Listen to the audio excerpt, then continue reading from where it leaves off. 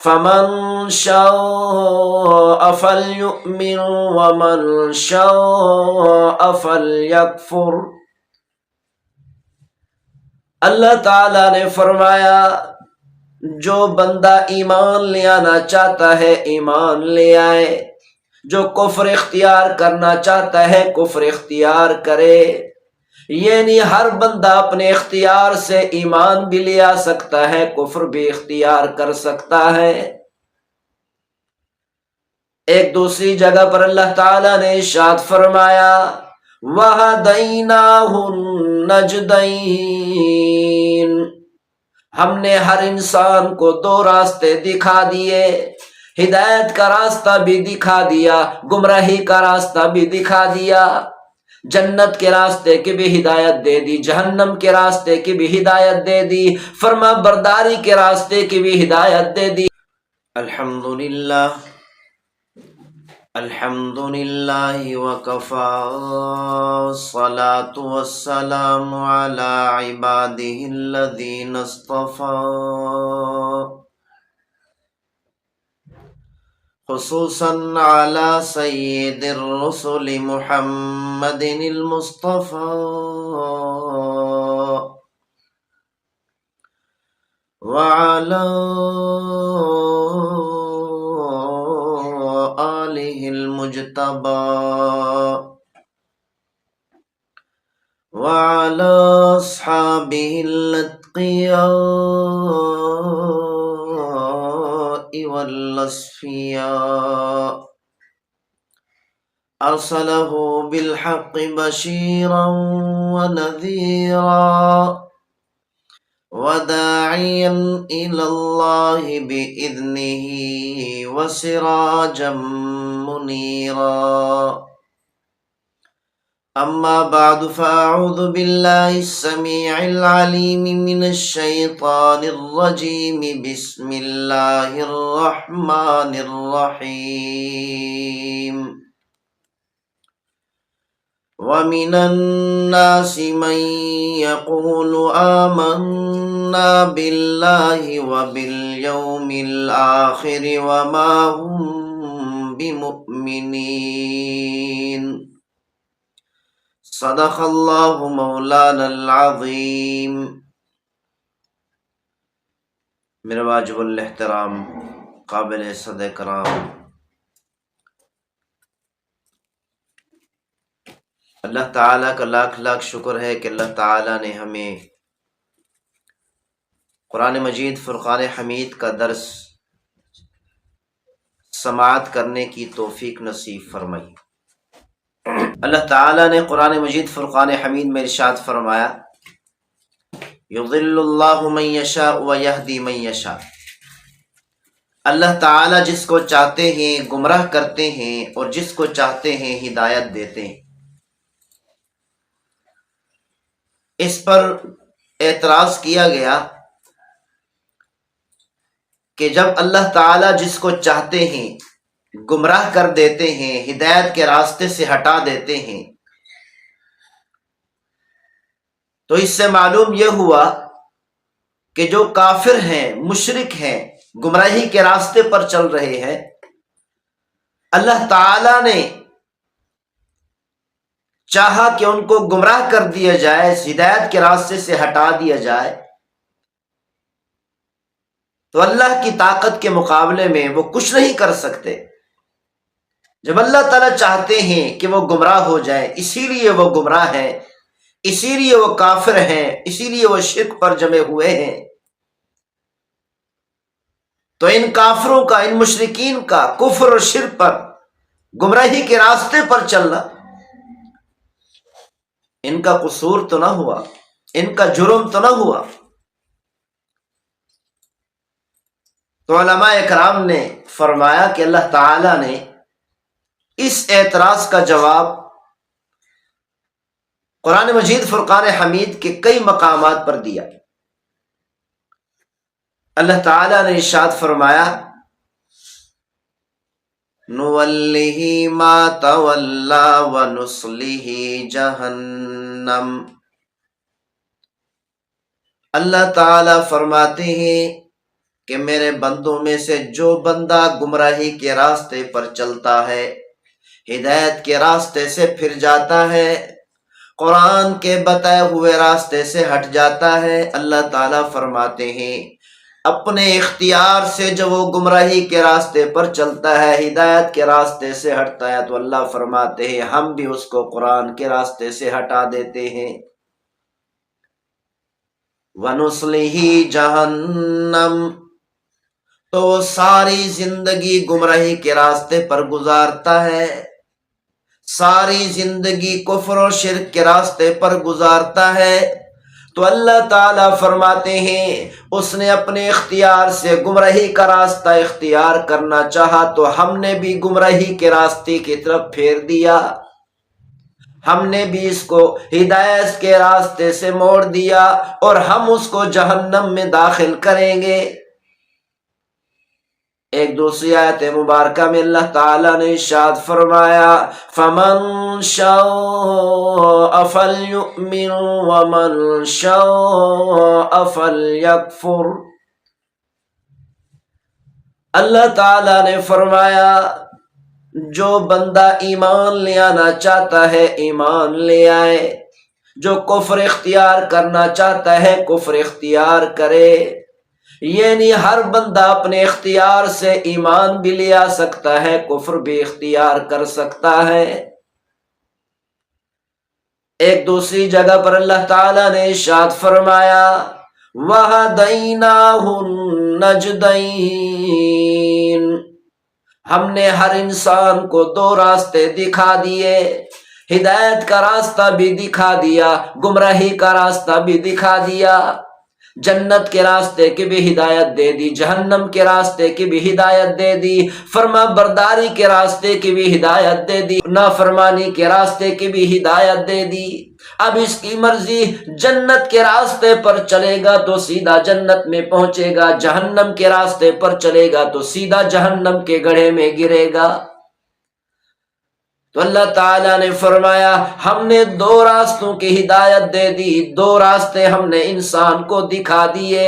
اب اس کی مرضی، اپنے اختیار سے ہدایت کے راستے پر چلنا چاہتا ہے تو چل سکتا ہے، گمراہی کے راستے پر چلنا چاہتا ہے تو گمراہی کے راستے پر بھی چل سکتا ہے۔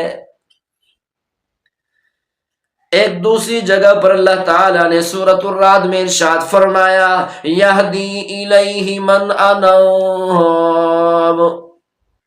انسانوں میں سے جو آدمی جو بندہ اللہ کی طرف رجوع کرنا چاہتا ہے اللہ تعالیٰ اس کو ہدایت عطا فرماتے ہیں، یعنی جو اللہ کی طرف آنا چاہتا ہے اللہ اس کو ہدایت دیتے ہیں، ہدایت کے راستے پر چلاتے ہیں۔ فَلَمَّا زَاغُوا أَزَاغَ اللَّهُ قُلُوبَهُمْ، اللہ تعالیٰ نے فرمایا جب میرے بندے ہدایت کے راستے سے ہٹتے ہیں تو اللہ تعالیٰ بھی ان کے دلوں کو ہدایت کے راستے سے پھیر دیتا ہے۔ ان آیات مبارکہ میں اللہ تعالیٰ نے جواب دے دیا، اعتراض کو سوال کو ختم کر دیا، تو اللہ تعالیٰ نے فرمایا ان تمام آیات مبارکہ کا خلاصہ یہی ہے کہ اللہ تعالیٰ نے فرمایا ہم نے اپنے بندے کو اختیار دیا، دو راستے دکھا دیے، ہدایت کا راستہ بھی دکھا دیا، گمراہی کا راستہ بھی دکھا دیا، اگر ہدایت کے راستے پر چلنا چاہے گا اپنے اختیار سے اللہ فرماتے ہیں میں اس کو ہدایت عطا کر دوں گا، جو گمراہی کے راستے پر چلنا چاہے گا ہم اس کو گمراہ کر دیں گے۔ فَلَمَّا زَاغُوا أَزَاغَ اللَّهُ قُلُوبَهُمْ، تو اسی لیے یہ کہنا کہ جب اللہ تعالیٰ نے یہ چاہا کہ کافروں کو گمراہ کر دے، ہدایت کے راستے سے ہٹا دے، جب اللہ تعالیٰ نے اپنی مشیت سے ہٹا دیا تو ان کا جرم تو نہ ہوا، نہیں اللہ تعالیٰ نے دوسری آیت مبارکہ میں بتا دیا کہ جب کوئی بندہ اپنے اختیار سے گمراہی کی طرف جانا چاہتا ہے تو اللہ بھی اس کو ہدایت کے راستے سے موڑ کر گمراہی پر لگا دیتے ہیں، کیونکہ اللہ تعالیٰ پیدا ہونے سے پہلے جانتے ہیں، ماں کے پیٹ میں آنے سے پہلے جانتے تھے، کہ پیدا ہونے کے بعد بلوغت کے بعد یہ مومن بنے گا یا کافر بنے گا، اپنے اختیار سے گمراہی کے راستے پر چلے گا یا نیکی کے راستے پر، ہدایت کے راستے پر چلے گا، کفر کے راستے پر چلے گا یا ایمان کے راستے پر چلے گا، اللہ تعالیٰ اس کے ماں کے پیٹ میں آنے سے پہلے جانتا تھا۔ اللہ تعالیٰ نے تو اس کی تقدیر میں اپنے علم کے مطابق لکھا ہے، اسی لیے اللہ تعالیٰ نے ارشاد فرمایا ان اللہ بکل شیء علیم، اللہ تعالیٰ ہر چیز کو جانتے ہیں۔ اعتراض کیا جاتا ہے کہ جب بچہ ماں کے پیٹ میں آتا ہے تو اللہ تعالیٰ 4 ماہ کے بعد جب اس کے اندر روح پھونکتے ہیں تو فرشتوں کو حکم فرماتے ہیں کہ اس بچے کی تقدیر بھی لکھ دے کہ پیدا ہونے کے بعد، بلوغت کے بعد نیک بخت بنے گا یا بدبخت بنے گا، کافر ہوگا یا مسلمان ہوگا۔ تو یہ اعتراض کیا جاتا ہے کہ جب اللہ تعالی ابھی ماں کے پیٹ میں ہے، اللہ تعالی نے اس کی تقدیر لکھ دی بدبخت ہونے کی، پھر وہ بلوغت کے بعد بدبختی کے راستے پر چلتا ہے، گمراہی کے راستے پر چلتا ہے، کفر و شرک پر رہتا ہے، تو وہ اپنی تقدیر کے مطابق چل رہا ہے۔ جب اللہ نے اس کی تقدیر میں لکھ دیا گمراہ ہونا، اس کی تقدیر میں لکھ دیا کافر اور مشرک ہونا، تو وہ اسلام کیسے قبول کر سکتا ہے؟ یہ ایک بہت بڑا اعتراض کیا جاتا ہے۔ تو اللہ تعالیٰ نے دوسری آیت مبارکہ میں اس کا جواب دے دیا۔ اللہ تعالیٰ نے ارشاد فرمایا ان اللہ بکل شیء علیم، کہ اللہ تعالیٰ ہر چیز کو جانتا ہے۔ اللہ تعالیٰ نے ماں کے پیٹ میں بچے کے بارے میں جب لکھ دیا کہ پیدا ہونے کے بعد، بلوغت کے بعد بدبخت بنے گا یا نیک بخت بنے گا، مومن بنے گا یہ کافر بنے گا، اللہ تعالیٰ نے تو اس کی تقدیر میں اپنے علم کے مطابق لکھا ہے، کیونکہ اللہ تعالیٰ پیدا ہونے سے پہلے جانتے ہیں، ماں کے پیٹ میں آنے سے پہلے جانتے تھے کہ پیدا ہونے کے بعد، بلوغت کے بعد یہ مومن بنے گا یا کافر بنے گا، اپنے اختیار سے گمراہی کے راستے پر چلے گا یا نیکی کے راستے پر، ہدایت کے راستے پر چلے گا، کفر کے راستے پر چلے گا یا ایمان کے راستے پر چلے گا۔ اللہ تعالیٰ اس کے ماں کے پیٹ میں آنے سے پہلے جانتا تھا۔ اللہ تعالیٰ نے تو اس کی تقدیر میں اپنے علم کے مطابق لکھا ہے، اسی لیے اللہ تعالیٰ نے ارشاد فرمایا ان اللہ بکل شیء علیم، اللہ تعالیٰ ہر چیز کو جانتے ہیں۔ ان اللہ علیم بذات الصدور، یقیناً اللہ تعالیٰ سینوں کے، دلوں کے بھیدوں کو جانتے ہیں۔ اللہ یعلم ما تکن صدورہم، اللہ تعالیٰ فرماتے ہیں جو کچھ تم چھپاتے ہو اپنے دلوں کے اندر، اپنے دماغوں کے اندر، جو باتیں تم چھپاتے ہو، اللہ ان باتوں کو بھی جانتا ہے۔ جن باتوں کو تم ظاہر کرتے ہو ان باتوں کو بھی جانتا ہے۔ اللہ تعالیٰ نے تو بچے کے بارے میں، بچے کی تقدیر میں اپنے علم کے مطابق لکھ دیا کہ پیدا ہونے کے بعد، بلوغت کے بعد اپنے اختیار سے گمراہی کے راستے پر چلے گا یا ہدایت کے راستے پر چلے گا، اللہ نے اپنے علم کے مطابق لکھا ہے، لیکن اس تقدیر کو اللہ تعالیٰ نے اس پر مسلط نہیں فرمایا۔ پیدا ہونے کے بعد، بلوغت کے بعد جب انسان گمراہی کا راستہ اختیار کرتا ہے، اس کا مطلب یہ نہیں کہ اللہ تعالیٰ نے اپنی تقدیر کو، لکھی ہوئی تقدیر کو اس پر مسلط کر دیا، کیونکہ اللہ تعالیٰ نے جو تقدیر لکھی ہے وہ تو اپنے علم کے مطابق لکھی ہے۔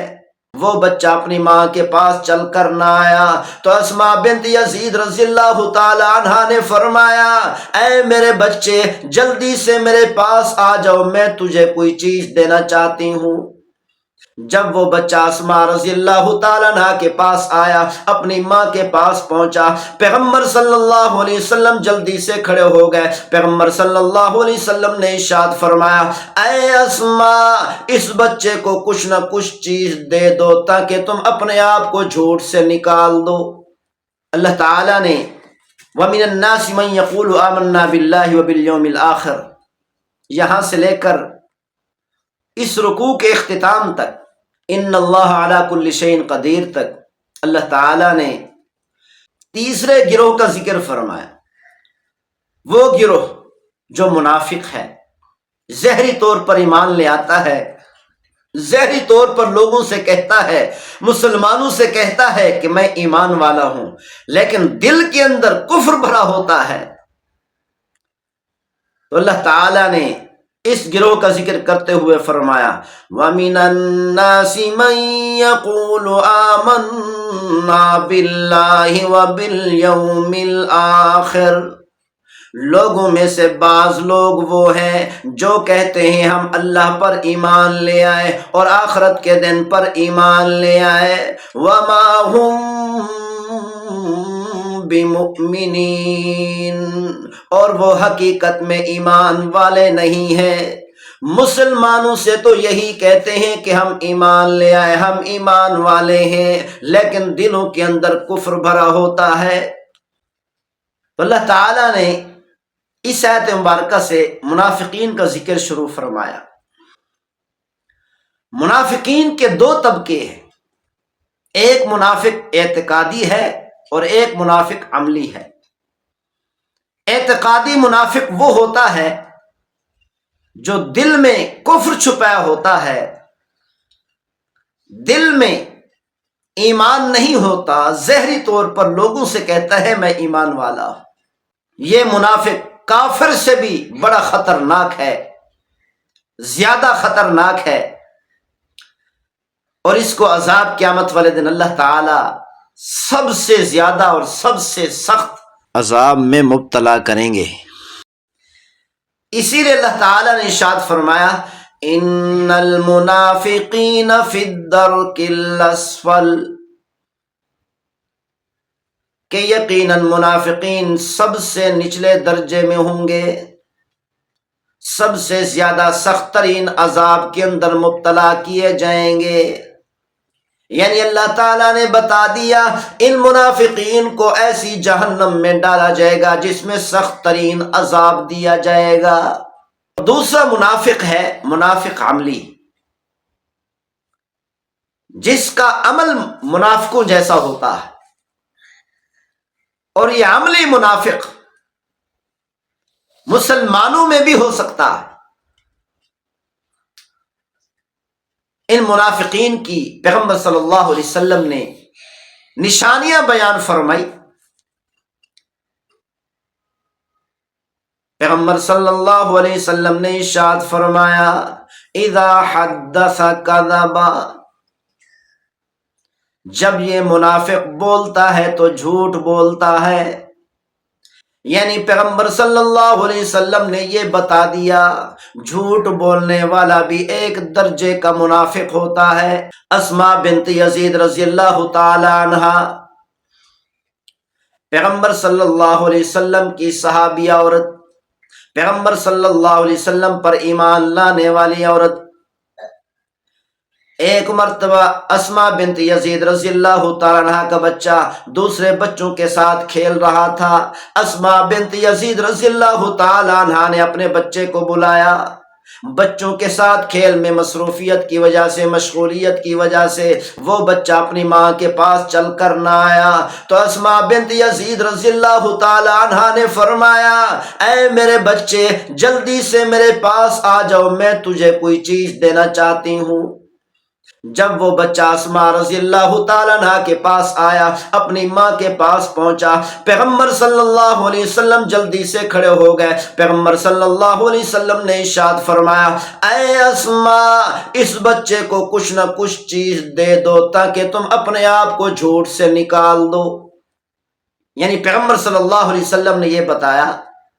کہ جب کوئی عورت اپنے بچے کو کہتی ہے کہ میرے پاس آؤ میں تمہیں کوئی چیز دوں، اس لیے کہتی ہے تاکہ جلدی سے بچہ میرے پاس آ جائے، اور اگر وہ ماں کوئی چیز نہیں دیتی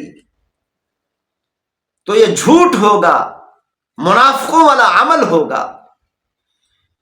تو اسی لیے ہر مسلمان کو چاہیے کہ اپنے آپ کو منافقین والے عمل سے، کام سے بچائے۔ اسی طرح ایک محدث کو معلوم ہوا، بہت بڑے محدث تھے، ان کو پتہ چلا کہ ایک شخص ہیں فلاں جگہ پر رہتے ہیں، ان کے پاس ایک حدیث شریف ہے جو میرے پاس نہیں۔ بڑا لمبا سفر کر کے گئے ایک حدیث شریف لینے کے لیے۔ جب وہاں پر پہنچے، دروازہ کھٹکھٹایا، گھر والوں نے بتایا کہ اپنے رقبے میں، اپنی زمین میں گیا ہوا ہے۔ وہ عالم، وہ محدث اس شخص کی زمین کی طرف چل پڑے۔ جب وہاں پر پہنچے تو کیا دیکھا کہ یہ شخص اپنے گھوڑے کو بلا رہا تھا، اپنے دامن کو پھیلا کر اپنے گھوڑے کو بلا رہا تھا، جیسے کسان لوگ بلاتے ہیں، لیکن اس کے دامن میں کچھ نہیں تھا۔ اس عالم نے جب یہ معاملہ دیکھا، فوراً کہنے لگے اس کے دامن میں کچھ نہیں، اپنے گھوڑے کو بلا رہا ہے، اور گھوڑا یہ سمجھ کر اس کے پاس پہنچا ہے کہ اس کے دامن میں کچھ ہے تاکہ میں وہ چیز کھا لوں، میرا مالک مجھے دامن والی چیز دینا چاہتا ہے، لیکن حقیقت یہ ہے کہ اس کے دامن میں کچھ نہیں۔ وہ محدث، وہ عالم یہ دیکھ کر واپس چلے آئے۔ اتنی لمبا سفر کر کے گئے تھے ایک حدیث لینے کے لیے، وہ حدیث ان سے نہیں لی۔ کیوں؟ اس لیے اس عالم صاحب نے فرمایا، اس محدث صاحب نے فرمایا، جب یہ شخص اپنے گھوڑے کو دھوکہ دے سکتا ہے تو حدیث شریف میں ہمیں بھی دھوکہ دے سکتا ہے۔ محدثین اکرام جب کسی سے حدیث لیتے تھے، پہلے معلوم کرتے تھے اس کے رشتہ داروں سے، اس کے متعلقین سے، کہ اگر یہ بات ثابت ہو جاتی کہ اس شخص نے زندگی میں ایک بار جھوٹ بولا ہے تو محدثین اکرام اس شخص سے حدیث نہیں لیتے تھے۔ کیوں؟ کہ جب یہ آدمی جھوٹ بول سکتا ہے تو حدیث شریف میں بھی جھوٹ بول سکتا ہے۔ تو جھوٹ بولنا ایک بہت بڑا گناہ ہے، بہت بڑا جرم ہے۔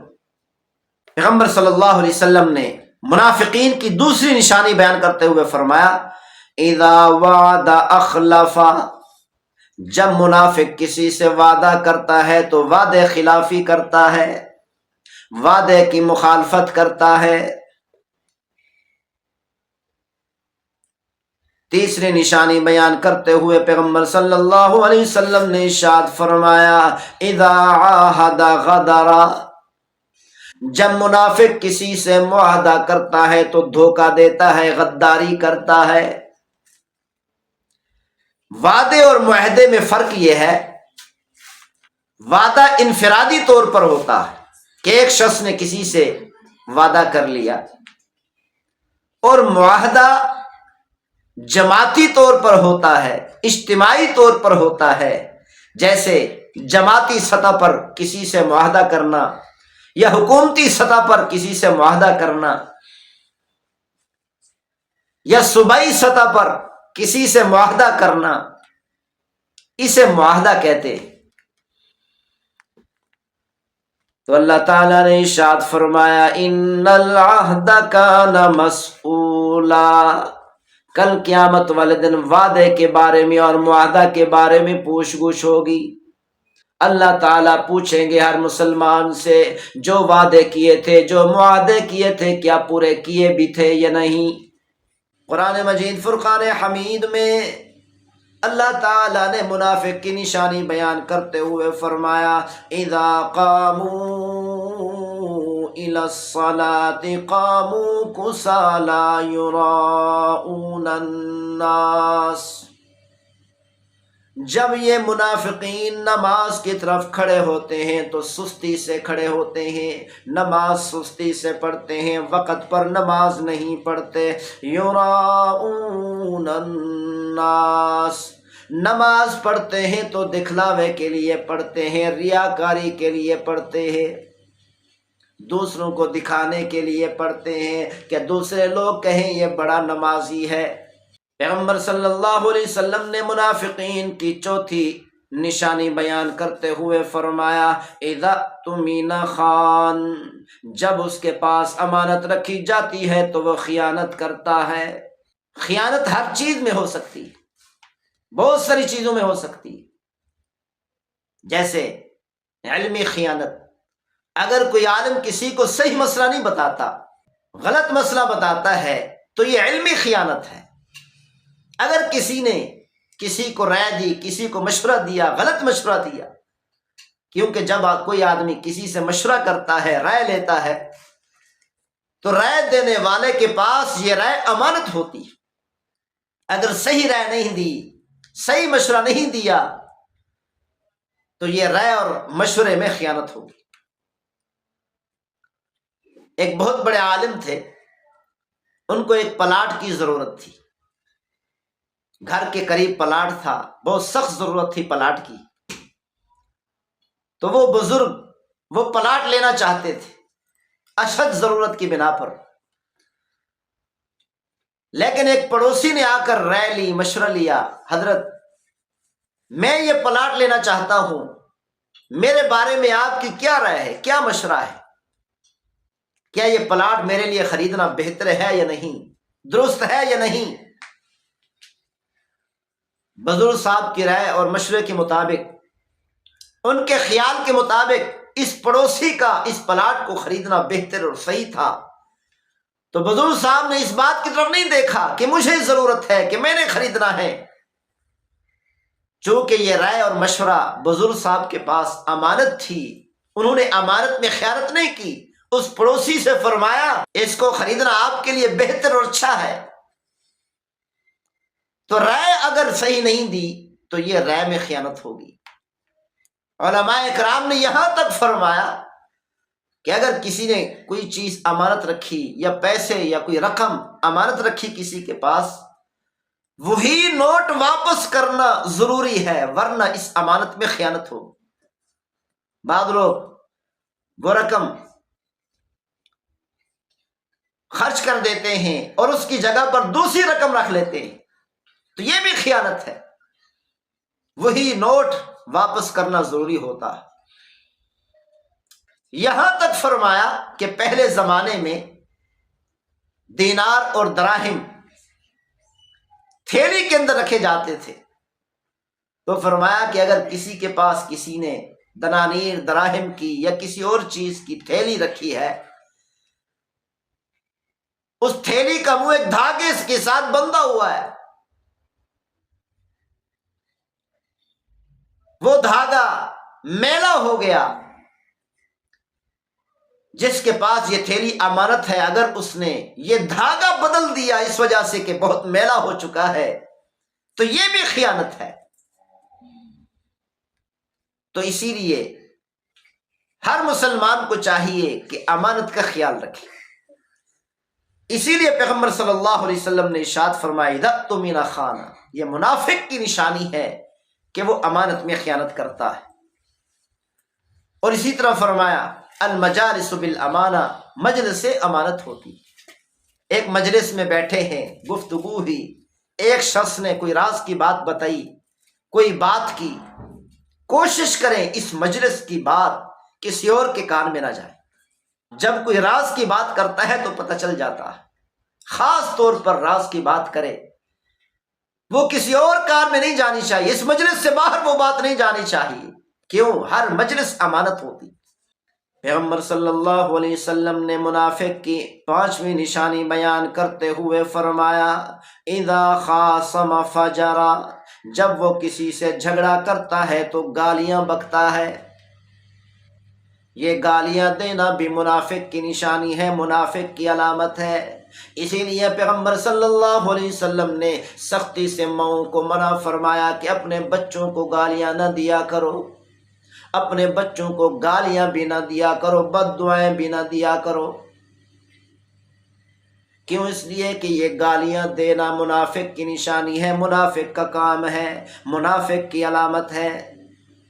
بعض لوگ ہنسی مذاق میں گالیاں دے دیتے ہیں، کثرت سے اس طرح گالیاں دی جاتی ہیں ہنسی مذاق کے لیے، کسی کو ہنسانے کے لیے یا مذاق کرنے کے لیے۔ پیغمبر صلی اللہ علیہ وسلم نے ارشاد فرمایا گالی گالی ہوتی ہے، چاہے وہ سنجیدگی میں ہو یا ہنسی مذاق میں ہو۔ قرآن مجید فرقان حمید میں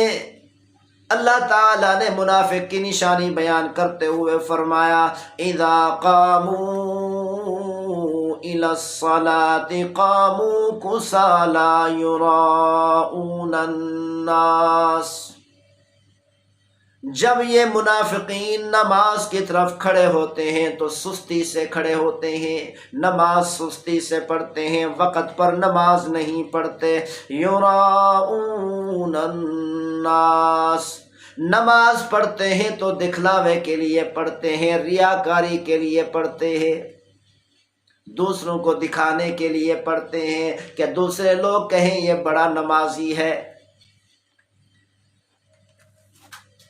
تو ان علامات سے ہر مسلمان کو چاہیے کہ اپنے آپ کو بچائے۔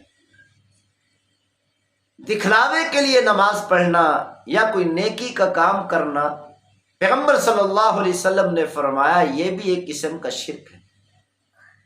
اس شرک سے اپنے آپ کو بچانا چاہیے۔ لیکن شیطان اس صورت میں بھی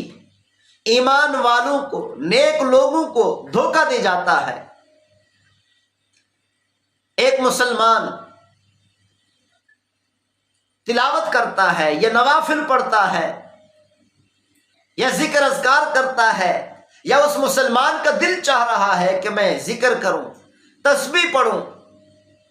اللہ تعالیٰ کی حمد و ثنا بیان کروں، یا نوافل پڑھوں، یا قرآن مجید کی تلاوت کروں، یا درود شریف پڑھوں،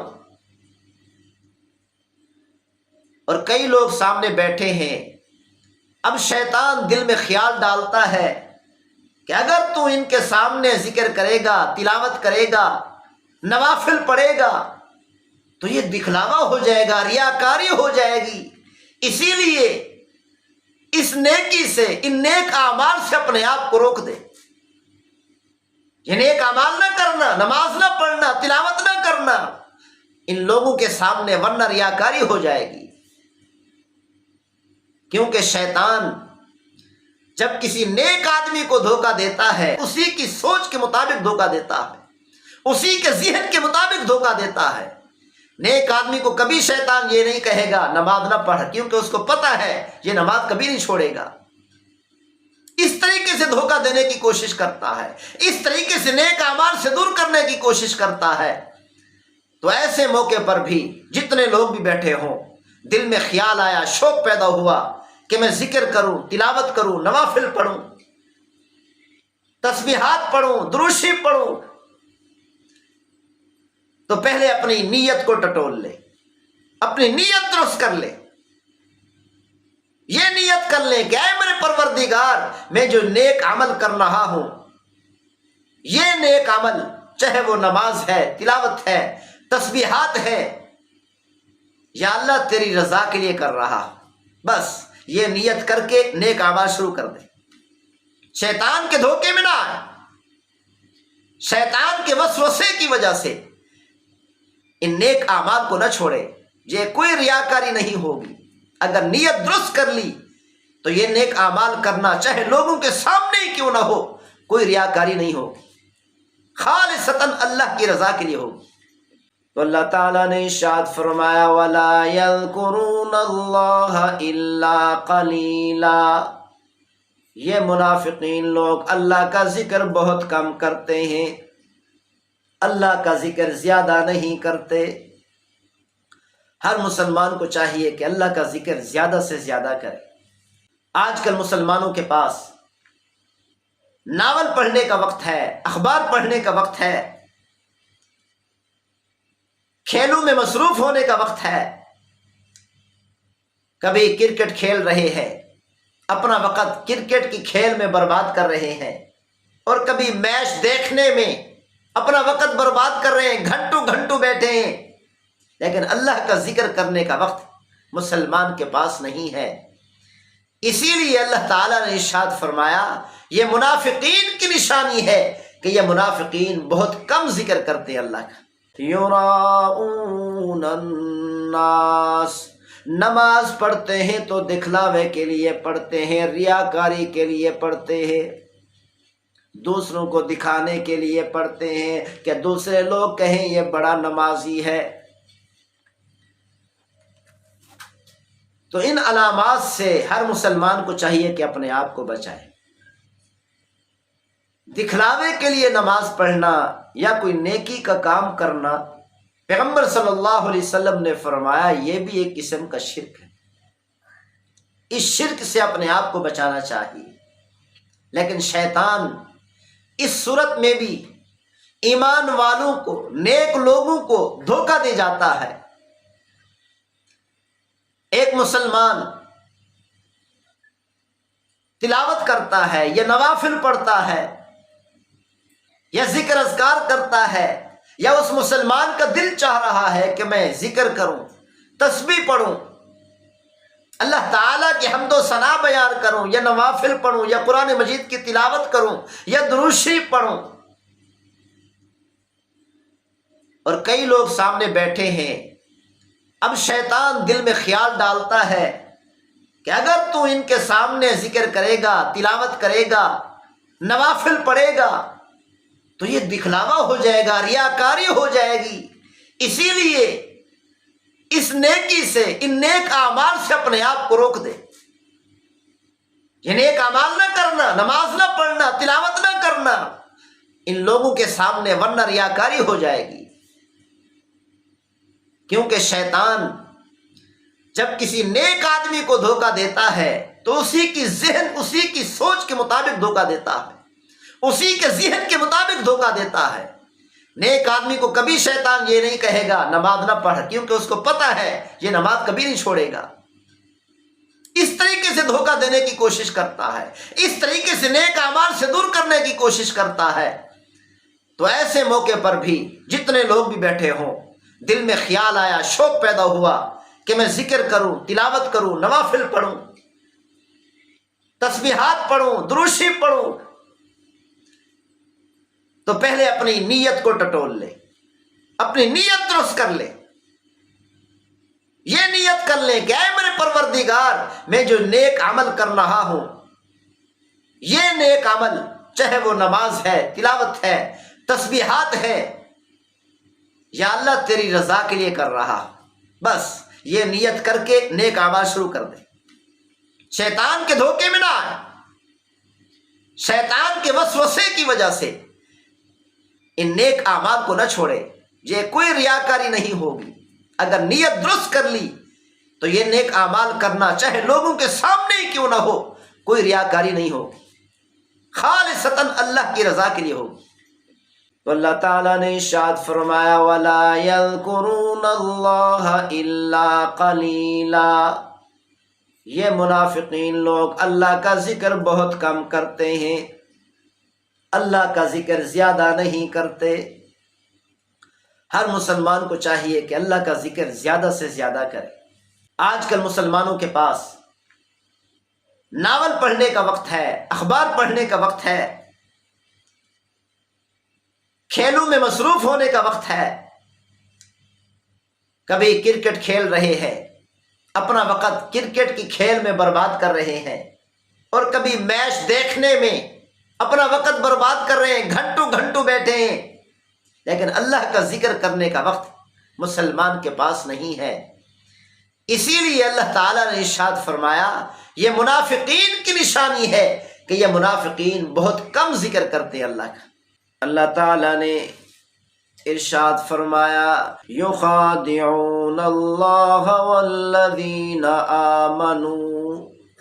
یہ منافقین لوگ اللہ کو دھوکہ دیتے ہیں اور ان لوگوں کو دھوکہ دیتے ہیں جو ایمان لے آئے۔ وما یخدعون الا انفسهم وما یشعرون۔ اللہ تعالیٰ نے فرمایا وہ منافقین صرف اور صرف اپنے آپ کو دھوکہ دیتے ہیں اور وہ شعور بھی نہیں رکھتے، اس بات کو محسوس بھی نہیں کرتے کہ وہ اپنے آپ کو دھوکہ دے رہے ہیں، اپنے گمان کے مطابق، اپنے خیال کے مطابق اللہ اور اس کے رسول کو اور ایمان والوں کو دھوکہ دے رہے ہوتے ہیں، لیکن حقیقت میں اپنے آپ کو دھوکہ دے رہے ہوتے ہیں۔ مفسرین کرام نے اس کی تفسیر میں بیان فرمایا صنعہم کصنع خادع، منافقین کا اللہ اور اس کے رسول کو اور ایمان والوں کو دھوکہ دینے کا مطلب یہ ہے کہ ان منافقین کا معاملہ کرنا ایک دھوکے باز کے معاملہ کرنے کی طرح۔ یہ منافقین سمجھتے ہیں کہ ہم نے ایمان والوں کو دھوکہ دے دیا، حقیقت میں ان کے دلوں میں کفر ہوتا ہے، ظاہری طور پر کہتے ہیں ہم ایمان والے ہیں، ہم نے کلمہ پڑھا ہے، اللہ کی وحدانیت پر ایمان لے آئے، آخرت پر ایمان لے آئے، رسول اللہ صلی اللہ علیہ وسلم کی رسالت پر ایمان لے آئے، کلمہ پڑھتے ہیں ظاہری طور پر، لیکن حقیقت یہ ہوتی ہے کہ ان کے دلوں میں کفر چھپا ہوتا ہے۔ وما یشعرون، لیکن یہ شعور بھی نہیں رکھتے، محسوس بھی نہیں کرتے، اس بات کا ان کو احساس بھی نہیں ہوتا۔ شعور کہتے ہیں اپنے اوپر آنے والے حالات کا احساس کرنا، اپنے اوپر آنے والے حالات کو محسوس کرنا، جیسے جانور گرمی کو محسوس کرتا ہے، ٹھنڈک کو محسوس کرتا ہے، بھوک اور پیاس کو محسوس کرتا ہے، اسی طرح انسان بھی ان چیزوں کو محسوس کرتا ہے۔ اور خصوصی طور پر انسان اور جنات کے بارے میں اللہ تعالیٰ نے یہ بتا دیا کہ ہم نے ان کو عقل عطا کی اور ان کو علم عطا کیا ہے، ان پر لازم ہے کہ ہدایت کے راستے پر چلیں، گمراہی کے راستے سے اپنے آپ کو بچائیں۔ یہ جو انسان اور جنات اپنے آپ کو گمراہی کے راستے سے نہیں بچاتے، اللہ تعالیٰ نے ان کے بارے میں فرمایا اولئک کالانعام بل ہم اضل، یہ جانوروں کی طرح ہے بلکہ جانوروں سے بھی بدتر ہے۔ ہر انسان کو محسوس کرنا چاہیے کہ میں گمراہی کے راستے پر چل رہا ہوں یا ہدایت کے راستے پر چل رہا ہوں۔ احساس ہونا چاہیے کہ میں غلط راستے پر نہ چلوں، احساس ہونا چاہیے جہنم کے راستے پر نہ چلوں، گمراہی کے راستے پر نہ چلوں بلکہ ہدایت کے راستے پر چلوں، اس بات کا احساس ہونا چاہیے۔ تو اللہ تعالیٰ نے قرآن مجید فرقان حمید میں ارشاد فرمایا فی قلوبہم مرض فزادہم اللہ مرضا، ان منافقین کے دلوں میں بیماری ہے، اللہ تعالیٰ ان کی بیماری کو بڑھا دیتا ہے۔ وَلَهُمْ عَذَابٌ أَلِيمٌ بِمَا كَانُوا يَكْذِبُونَ، ان منافقین کے لیے دردناک عذاب ہے اس وجہ سے کہ وہ جھوٹ بولتے تھے، یعنی ان منافقین کے جھوٹ بولنے کی وجہ سے ان کے لیے دردناک عذاب ہے، کیونکہ وہ جھوٹ بولتے ہیں، ایمان والوں سے کہتے ہیں کہ ہم ایمان لے آئے، اپنے اس قول میں یہ جھوٹے ہیں۔ وَإِذَا قِيلَ لَهُمْ لَا تُفْسِدُوا فِي الْأَرْضِ قَالُوا إِنَّمَا نَحْنُ مُصْلِحُونَ، جب ان منافقین سے کہا جاتا ہے زمین میں فساد نہ کرو، قالوا انما نحن مصلحون، تو وہ منافقین کہتے ہیں ہم تو صرف اصلاح کرنے والے ہیں۔ الا انہم هم المفسدون ولکن لا یشعرون۔ اللہ تعالی نے فرمایا خبردار، یقیناً یہی منافق ہی فسادی ہیں، یہی منافقین جھوٹ بولتے ہیں، دھوکہ دیتے ہیں، وعدہ خلافی کرتے ہیں، امانت میں خیانت کرتے ہیں۔ یہ دھوکہ دینا، یہ وعدہ خلافی کرنا، امانت میں خیانت کرنا، اللہ تعالیٰ نے فرمایا یہی فساد فی الارض ہے۔ وَلَٰكِن لَا يَشْعُرُونَ، لیکن یہ منافقین شعور نہیں رکھتے، ان کو احساس نہیں ہے کہ ہم فساد پھیلا رہے ہیں، کہ ہم زمین کے اندر لوگوں کے درمیان فساد پھیلا رہے ہیں، ہم مفسدین ہیں۔ وَإِذَا قِيلَ لَهُمْ آمِنُوا كَمَا آمَنَ النَّاسُ، جب ان منافقین سے کہا جاتا ہے ایمان لے آؤ، جیسا کہ لوگ ایمان لے آئے، جیسا کہ پیغمبر صلی اللہ علیہ وسلم کے صحابہ ایمان لے آئے، قالوا انؤمن کما آمن السفہاء، تو یہ منافقین کہتے ہیں کیا ہم اس طرح ایمان لے آئے جیسے یہ بے وقوف ایمان لے آئے؟ الا انہم هم السفہاء ولکن لا یعلمون۔ اللہ تعالیٰ نے فرمایا خبردار، میری بات غور کر کے سنو، یقیناً یہی منافقین ہی بے وقوف ہیں، لیکن یہ اپنی بے وقوفی کو نہیں جانتے۔ یعنی منافقین نے کہا جیسے یہ بے وقوف ایمان لے آئے، کیا ہم اس طرح ایمان لے آئے؟ تو اللہ تعالیٰ نے ان منافقین کو جواب دیتے ہوئے ارشاد فرمایا یہ پیغمبر کے صحابہ بے وقوف نہیں، بلکہ یہ منافق خود ہی بے وقوف ہیں، لیکن یہ منافقین اپنی بے وقوفی کو جانتے نہیں۔ وَإِذَا لَقُوا الَّذِينَ آمَنُوا قَالُوا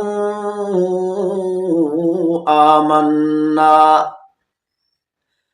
جب یہ منافقین ان لوگوں سے ملتے ہیں، ملاقات کرتے ہیں جو ایمان لے آئے، تو یہ منافقین کہتے ہیں آمنا، ہم ایمان لے آئے، ہم مومن ہیں، ہم ایمان والے ہیں۔ وَإِذَا خَلَوْا إِلَىٰ شَيَاطِينِهِمْ، جب یہ منافقین اپنے شیاطین کی طرف الگ ہوتے ہیں، اپنے شیاطین کے پاس آتے ہیں، اپنے وڈیروں کے پاس آتے ہیں، اپنے سرداروں کے پاس آتے ہیں، قالوا انا معکم انما نحن مستہزئون، تو یہ منافقین اپنے وڈیروں سے کہتے ہیں، اپنے سرداروں سے کہتے ہیں، اپنے شیاطین سے کہتے ہیں کہ ہم تمہارے ساتھ ہیں، ہم تو ان ایمان والوں سے، ان مسلمانوں سے، ان مومنین سے ہم تو مذاق کر رہے ہیں۔ یہ منافقین اپنے شیاطین سے، اپنے وڈیروں سے، اپنے سرداروں سے کہتے ہیں، ہم جو ایمان والوں کے پاس جا کر کہتے ہیں کہ ہم مومن ہیں، ایمان والے ہیں، ہم تو یہ بات کر کے ان سے مذاق کرتے ہیں، حقیقت میں ہم تمہارے ساتھ ہیں۔ اللہ یستہزئ بہم ویمدہم فی طغیانہم یعمہون، تو اللہ تعالیٰ نے فرمایا کہ اللہ تعالیٰ ان کافروں سے مذاق کرتا ہے،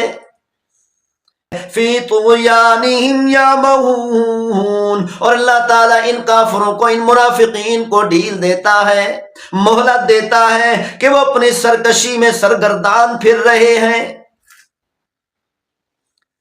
اللہ تعالیٰ نے یہ بتا دیا کہ یہ منافقین مسلمانوں کے پاس آ کر کہتے ہیں ہم ایمان والے ہیں، مومن ہیں، یہ صرف اس لیے کہتے ہیں تاکہ ہم ایمان والوں سے کچھ فائدہ اٹھا سکیں۔ جب یہ ایمان والوں کے ساتھ جنگوں میں جاتے ہیں، مال غنیمت حاصل کرنے کے لیے، صدقات کا پیسہ حاصل کرنے کے لیے، دنیاوی مفاد کی غرض سے یہ کہتے ہیں کہ ہم ایمان والے ہیں، حقیقت میں ان کے دلوں کے اندر کفر چھپا ہوتا ہے، عناد ہوتا ہے، ضد ہوتی ہے. تو اللہ تعالیٰ نے جو یہ فرمایا کہ اللہ ان سے مذاق کرتا ہے، اللہ تعالیٰ نے ان کے جواب میں ارشاد فرمایا، ورنہ اللہ تعالیٰ تو کسی سے مذاق نہیں کرتا. اللہ تعالیٰ جب ان کو سزا دے گا، جہنم میں ڈالے گا، جہنم کے عذاب میں مبتلا کرے گا، تو ان کی حالت ایسی ہوگی جیسے ان کے ساتھ مذاق ہو رہا ہو. ان کی حالت ایسی ہوگی کہ ہر مسلمان، ہر ایمان والا دیکھ کر ہنسے گا، ان کا مذاق اڑائے گا کہ جس جہنم کا تم انکار کرتے ہو،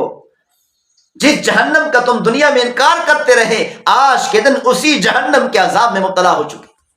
پیغمبر صلی اللہ علیہ وسلم نے ارشاد فرمایا، ان اللہ تعالی لیملی ظالما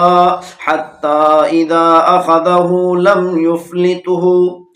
کہ اللہ تعالیٰ ظالموں کو ڈھیل دیتا ہے یہاں تک کہ جب اس کو پکڑتا ہے، اپنی پکڑ کرتا ہے، تو پھر دنیا کی کوئی طاقت ان سے چھڑوا نہیں سکتا. اسی طرح اللہ تعالیٰ نے ارشاد فرمایا، اولئک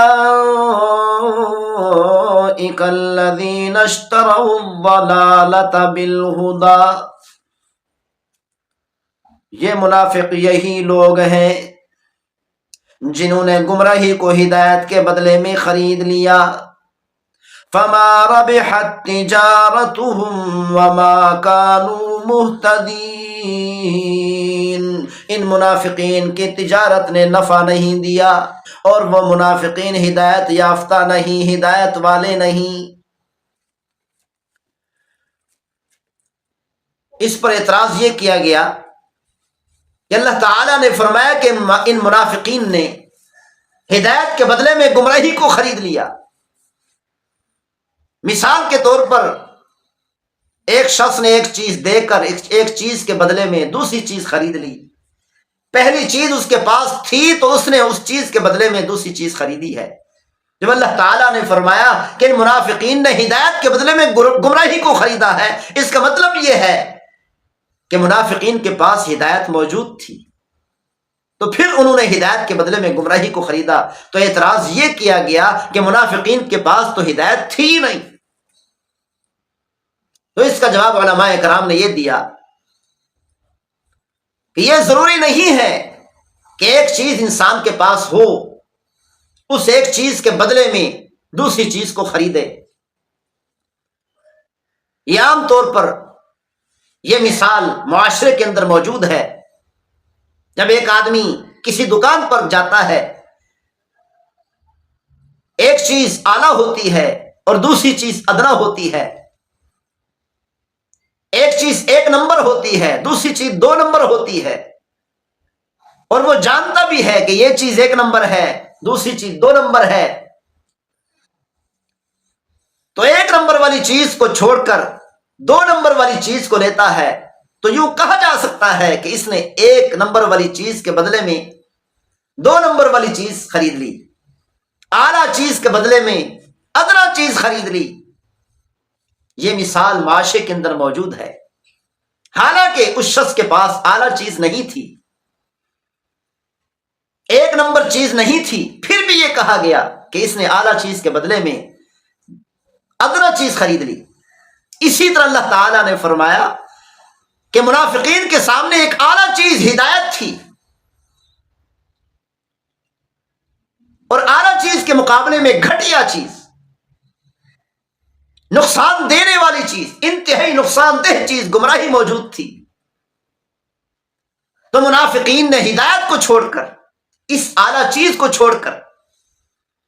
نقصان دینے والی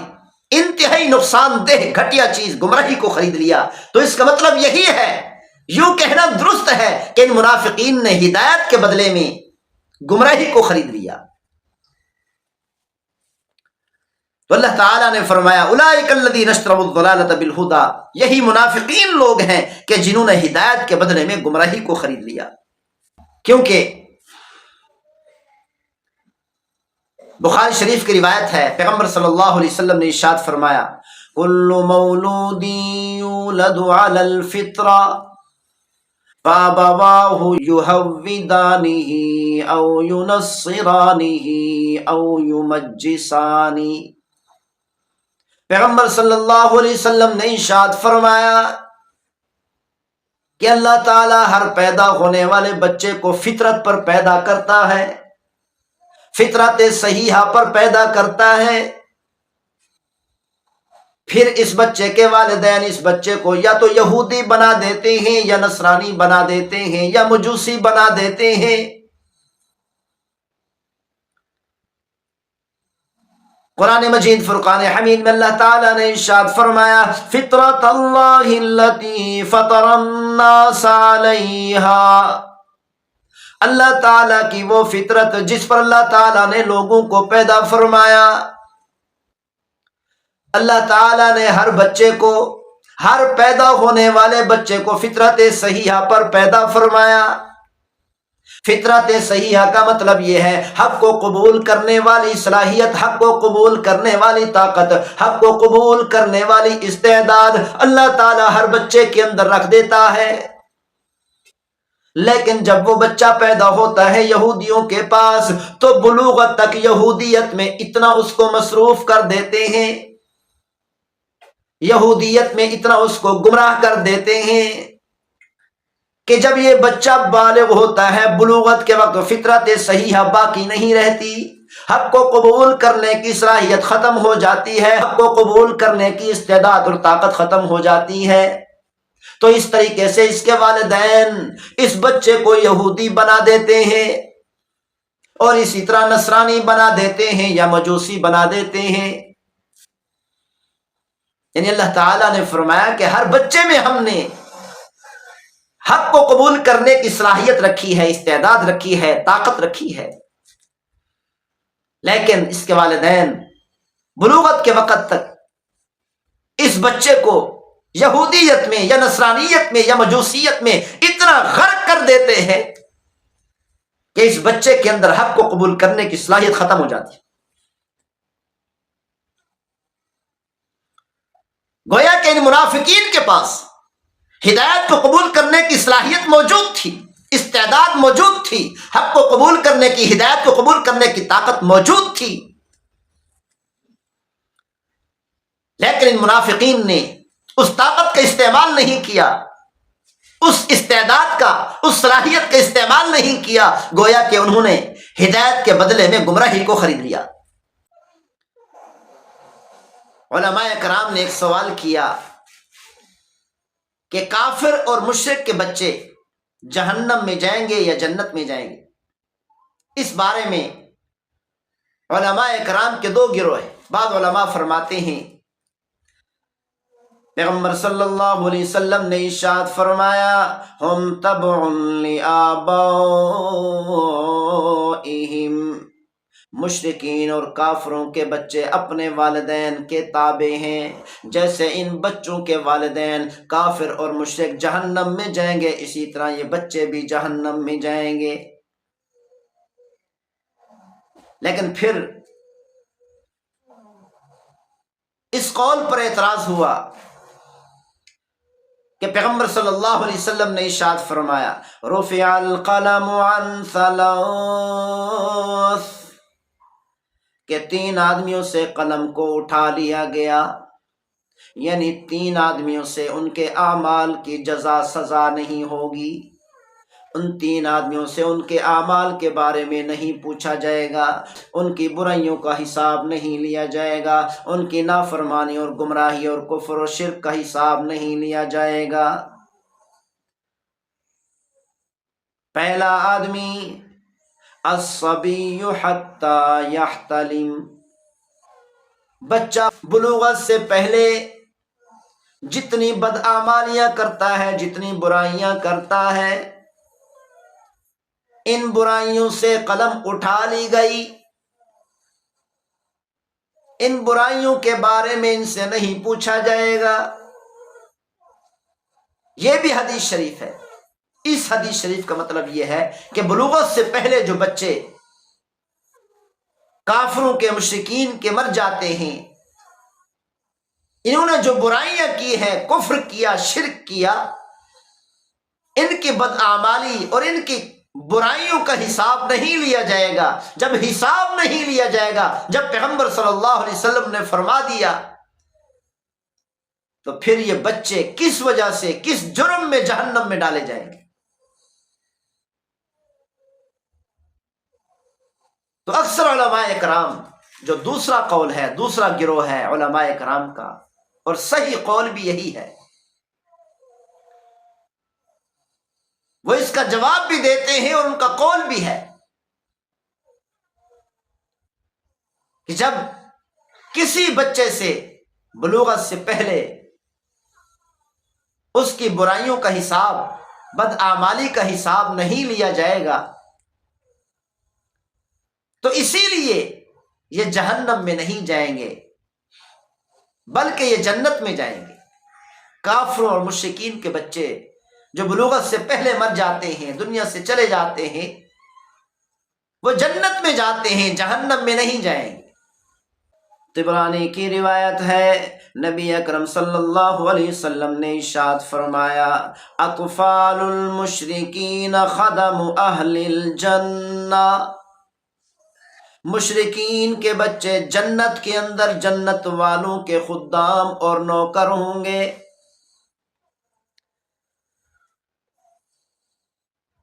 مودودی نے بھی یہ کہہ دیا، جو کافروں اور مشرکین کی بچیاں ہوتی ہیں وہ جنت میں حوریں ہوں گی۔ مودودی کا یہ قول سراسر غلط ہے، اس بارے میں کوئی روایت نہیں، نہ قرآن مجید فرقان حمید کی کسی آیت سے ثابت ہے اور نہ ہی کسی حدیث شریف سے ثابت ہے۔ کیوں؟ اس لیے کہ جو جنت کی حوریں ہیں ان کے بارے میں پیغمبر صلی اللہ علیہ وسلم نے ارشاد فرمایا، خلقت من المسک، جنت کی حوروں کو اللہ تعالیٰ نے مشک و عنبر سے پیدا فرمایا۔ ان حوروں کا مادہ مشک و عنبر ہے، ان حوروں کا مادہ مٹی نہیں ہے، جیسے انسان کا مادہ مٹی ہے۔ تو کافروں اور مشرکین کی بچیاں، ان کا مادہ مٹی ہے اور حوروں کا مادہ مشک و عنبر ہے، تو اسی لیے یہ حوریں جنت ہی کی مخلوق ہے، یہ انسانی مخلوق نہیں۔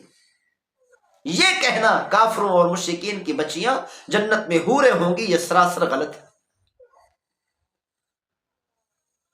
حق کے خلاف ہے۔ امام ابو حنیفہ رحمۃ اللہ علیہ نے فرمایا کہ قطعی طور پر یہ کہنا کہ کافروں کے بچے، مشرکین کے بچے جنتی ہیں، یہ بھی درست نہیں، اور قطعی طور پر یہ کہنا کافروں اور مشرکین کے بچے جہنمی ہیں، جہنم میں جائیں گے، یہ بھی درست نہیں۔ قیامت والدن اللہ تعالی خود فیصلہ فرمائیں گے کہ ان کے بارے میں کیا فیصلہ کرنا ہے، یہ اللہ ہی کو علم ہے، اللہ ہی کو معلوم ہے، ہمیں معلوم نہیں۔ تو اللہ تعالیٰ نے ارشاد فرمایا، اولئک الذین اشتروا الضلالۃ بالہدی، یہی لوگ ہیں جنہوں نے گمراہی کو ہدایت کے بدلے میں خرید لیا، فما ربحت تجارتہم وما کانوا مہتدین، کہ ان کافروں، ان منافقین کی تجارت نے ان کو نفع نہیں دیا اور وہ منافقین ہدایت یافتہ نہیں۔ مثلہم کمثل الذی استوقد نارا، اللہ تعالیٰ نے منافقین کی مثال بیان کرتے ہوئے فرمایا، اللہ تعالیٰ نے فرمایا ان منافقین کی مثال اس آدمی کی مثال کی طرح ہے کہ جس نے آگ جلائی، فلما اضاءت ما حوله ذهب الله بنورهم، جب اس آدمی کے ارد گرد کا ماحول روشن ہو گیا تو اللہ تعالیٰ ان کے نور کو لے گیا، ان کی روشنی کو لے گیا، وَتَرَكَهُمْ فِي ظُلُمَاتٍ لَا يُبْصِرُونَ، اللہ تعالیٰ نے ان منافقین کو اندھیروں میں چھوڑ دیا کہ وہ دیکھ بھی نہیں سکتے۔ اللہ تعالیٰ نے اس آیت مبارکہ میں منافقین کی ایک مثال بیان فرمائی کہ منافقین کی مثال اس آدمی کی طرح ہے کہ ایک آدمی نے آگ جلائی، جب اس کا ارد گرد کا ماحول روشن ہو گیا، اس آدمی کے ارد گرد روشنی ہو گئی کہ اللہ تعالیٰ پھر ان کی روشنی کو لے جائے، اس آدمی کی روشنی کو ختم کر دے، پھر اندھیرا چھا جائے اور ایسے اندھیروں میں آ جائے کہ جن اندھیروں میں وہ دیکھ بھی نہ سکے۔ اللہ تعالیٰ نے اس مثال میں یہ بتا دیا کہ منافقین کی حالت یہی ہے، منافقین کی حالت بھی اسی آدمی کی طرح ہے۔ یہ کہتے ہیں کہ ہم ایمان لے آئے، ایمان کی باتیں سنی، پیغمبر صلی اللہ علیہ وسلم کی وعد و نصیحت سنی، ان کے ارد گرد تھوڑی سی روشنی ہوئی،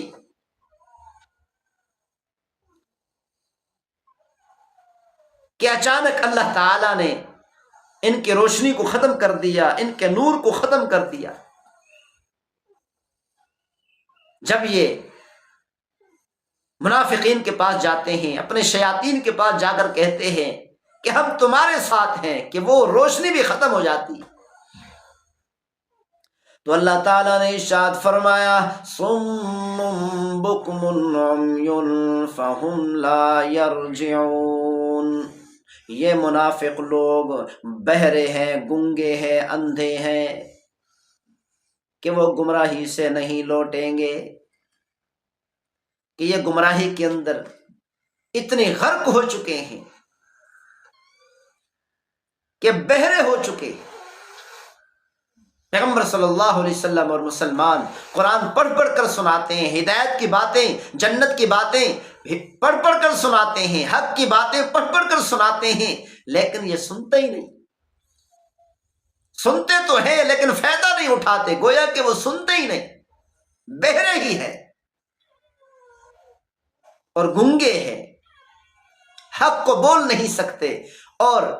اندھے ہیں کہ حق کو دیکھ نہیں سکتے، ہدایت کو دیکھ نہیں سکتے، ہدایت کے راستے کو نہیں دیکھ سکتے۔ حق کو دیکھتے تو ہیں، ہدایت کے راستے کو دیکھتے تو ہیں، لیکن اس سے فائدہ نہیں اٹھاتے۔ تو اللہ تعالیٰ نے فرما دیا کہ یہ ایسے ہیں جیسے یہ گنگے ہوں، بہرے ہوں، اندھے ہوں۔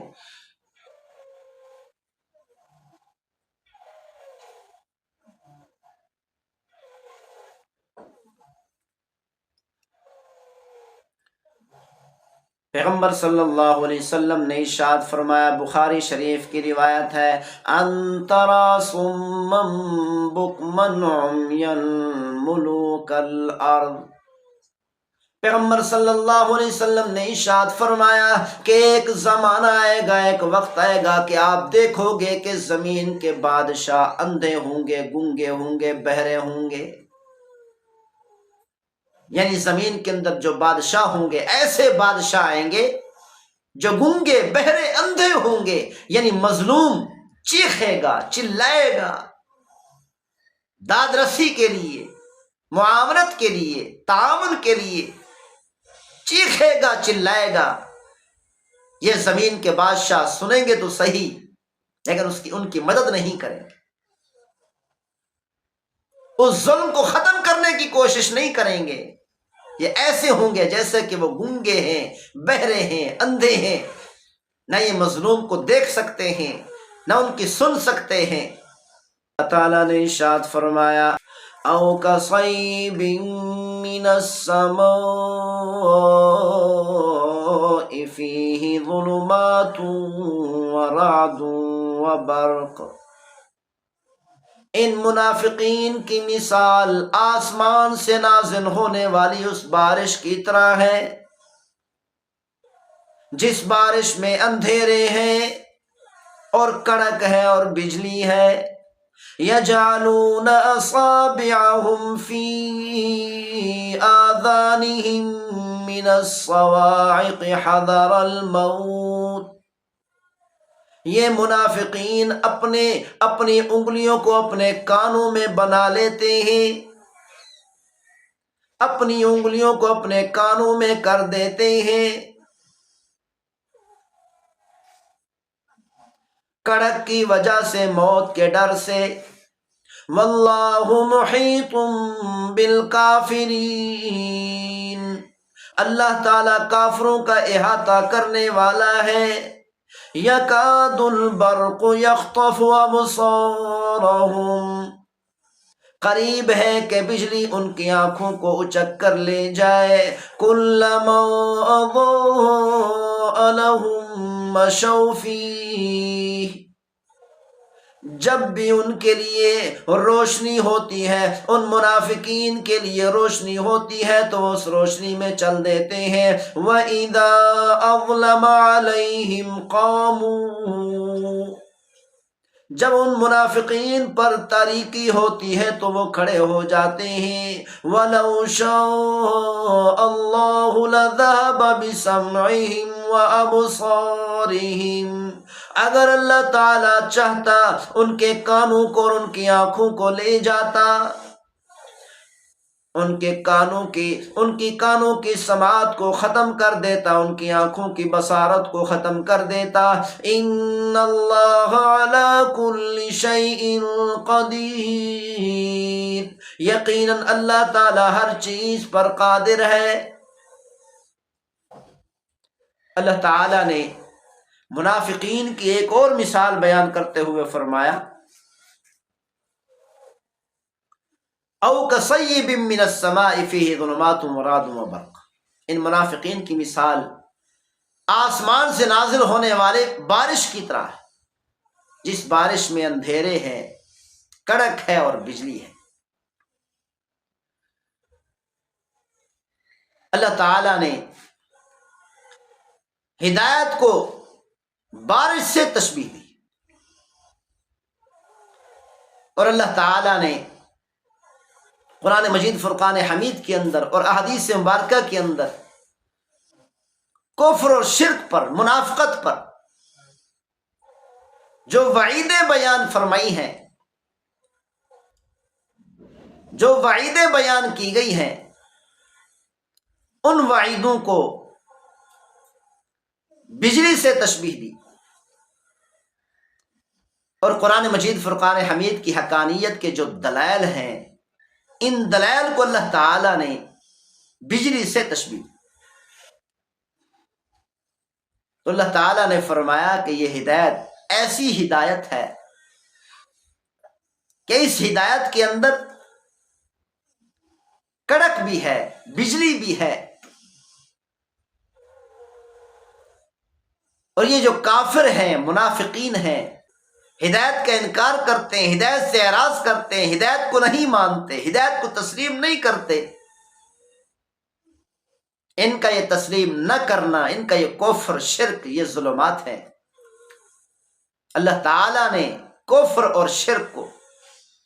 تشبیہ دی ہے ظلمات کے ساتھ۔ تو اللہ تعالی نے فرمایا جیسے ایک بارش ہوتی ہے کہ بارش میں اندھیرا بھی ہوتا ہے، جب بادل گرجتا ہے،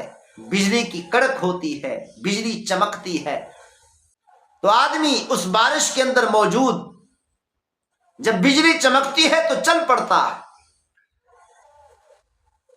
جب بجلی ختم ہوتی ہے تو آنکھوں میں ایسا اندھیرا چھا جاتا ہے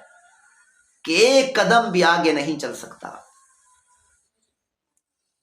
آنکھیں چندھیا جاتی ہیں۔ ان منافقین کی حالت بھی اسی آدمی کی طرح ہے۔ ان کو جب فائدہ ہوتا ہے، ایمان والوں سے فائدہ ملتا ہے، مال غنیمت ملتا ہے، صدقات ملتے ہیں، تھوڑا یہ چل پڑتے ہیں، پھر اچانک ان کے کفر کی وجہ سے، ان کے شرک کی وجہ سے، ان کی منافقت کی وجہ سے ان کی آنکھوں پر اندھیرے چھا جاتے ہیں کہ کھڑے ہو جاتے ہیں کہ ایک قدم بھی مسلمانوں کے ساتھ نہیں چل سکتے، ہدایت کے راستے پر ایک قدم بھی نہیں چل سکتے۔ تو اللہ تعالیٰ نے فرمایا کہ اگر اللہ تعالیٰ چاہتا ان کی آنکھوں کو ختم کر دیتا، ان کے کانوں کو ختم کر دیتا، اندھا بنا دیتا، بہرا بنا دیتا، اللہ تعالیٰ ہر چیز پر قدرت رکھتے۔ ہندوستان میں ایک پنڈت ہے دیانت سرسوئی، اس نے اعتراض کیا کہ جب اللہ تعالیٰ نے فرمایا کہ اللہ تعالیٰ ہر چیز پر قادر ہے، اس کا مطلب یہ ہے کہ وہ چوری پر بھی قادر ہے، بدکاری پر بھی قادر ہے۔ تو اس کا جواب دیتے ہوئے مولانا قاسم نوتوی رحمۃ اللہ علیہ نے فرمایا کہ اللہ تعالیٰ کے لیے چوری کو تو اس وقت ثابت کیا جا سکتا ہے کیونکہ چوری غیر کے ملک میں ہوتی ہے، کہ جب اللہ کے لیے دنیا میں کوئی ایسی چیز ثابت کی جائے جو اللہ کے ملک میں نہ ہو، کیونکہ چوری غیر کے ملک میں ہوتی۔ جب دنیا میں، آخرت میں، زمین میں، آسمانوں میں، زمین کے اوپر، زمین کے نیچے، سمندروں میں، پہاڑوں میں، جنگلوں میں، ہر جگہ پر اللہ کی ملک ہے، غیر کی ملک ہے ہی نہیں، تو اللہ کے لیے چوری کو ثابت کرنا ناممکن ہے۔ اللہ کے لیے چوری کو ثابت کرنا ممکن ہی نہیں۔ اور اللہ تعالیٰ کے لیے اسی طرح بدکاری کو ثابت اس وقت کیا جا سکتا ہے جب اللہ تعالیٰ کے لیے اعضاء کو ثابت کر سکے کہ اللہ تعالیٰ کے اعضاء ہیں، اللہ تعالیٰ ان اعضاء سے پاک ہے، اللہ ایک ایسی ذات ہے، ایسا معبود ہے جو انسانی اعضاء سے پاک ہے۔ جب اللہ تعالیٰ کے انسانوں جیسے اعضاء ہی نہیں تو بدکاری کیسے ثابت ہو سکتی ہے؟ تو بدکاری کو ثابت کرنا بھی ناممکن ہے۔ اس لیے اللہ تعالیٰ نے فرمایا لیس کمثلہ شیء، اللہ کی مثل کوئی چیز بھی نہیں، اللہ بے مثل بے مثال ہے۔ جب اللہ تعالیٰ نے قرآن مجید فرقان حمید میں ارشاد فرمایا ید اللہ فوق ایدیہم، اللہ کا ہاتھ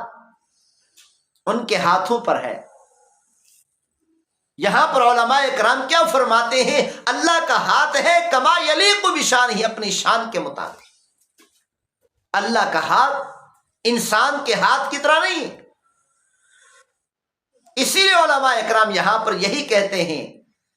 کہ اللہ کا ہاتھ ہے اللہ کی شان کے مطابق، اللہ کی آنکھ ہے اللہ کی شان کے مطابق، کما یلیق بشانہ۔ اللہ تعالیٰ کے اعضاء انسانوں کے اعضاء کی طرح نہیں ہے۔ جب انسانوں کے اعضاء کی طرح ہے ہی نہیں تو یہ اللہ تعالیٰ کے لیے ثابت نہیں کی جا سکتی۔ آخر میں دعا کر لیتے ہیں اللہم اجعلنا من المتقین، اللہم اجعلنا من المتقین واحفظنا من النفاق، واحفظنا من النفاق وارزقنا فهم القرآن والعمل به آمین یا رب العالمین۔ السلام علیکم ورحمۃ اللہ وبرکاتہ۔